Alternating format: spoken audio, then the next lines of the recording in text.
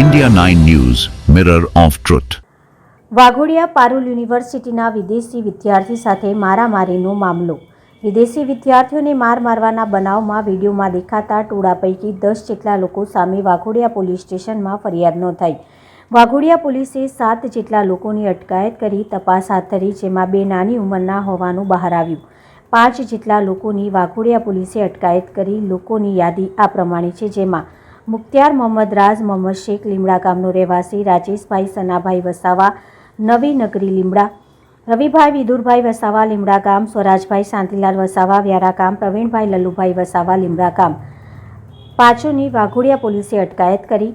મારામારીમાં ઇજાગ્રસ્ત થતા વિદ્યાર્થી સુફાચ કાંગવાન રતન થાઈલેન્ડનો, જે પારુલ યુનિવર્સિટીના BCAના બીજા વર્ષમાં અભ્યાસ કરે છે, પારુલ કેમ્પસમાં આવેલ હોસ્ટેલમાં રહી અભ્યાસ કરતો હાલ પારુલ સેવાશ્રમ હોસ્પિટલમાં સારવાર લઈ રહ્યો છે. સાથે રહી અભ્યાસ કરતા અન્ય વિદ્યાર્થીઓ સાઉથ સુદાન, મોચમિયા અને યુકેના વિદ્યાર્થી હતા, જેઓ સ્થળેથી ભાગી ગયા. અહેવાલ વિષ્ણુભાઈ ભાટિયા, વાઘોડિયા.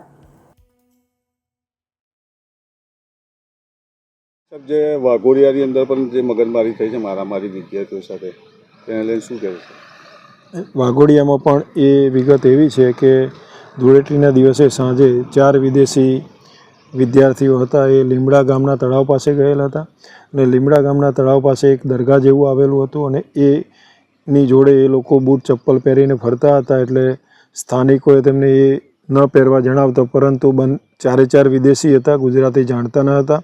એટલે એ અનુસંધાને ગેરસમજ થઈ અને એકબીજાને મારામારી કરી લીધી. પછી ટોળું ભેગું થઈ અને 4 વિદ્યાર્થીઓમાંથી એકને વધારે મારેલ છે અને એ અનુસંધાને વાઘોડિયા પોલીસ દ્વારા રાયોટિંગનો ગુનો દાખલ કરવામાં આવેલો છે અને એ પૈકી 5 આરોપીની જે છે એમની ધરપકડ કરવામાં આવેલી છે અને 2 આરોપી જુવેનાઇલ હતા, એમને નોટિસ આપેલ છે અને હાલ આગળની તપાસ વાઘોડિયા પોલીસ દ્વારા ચાલુમાં છે.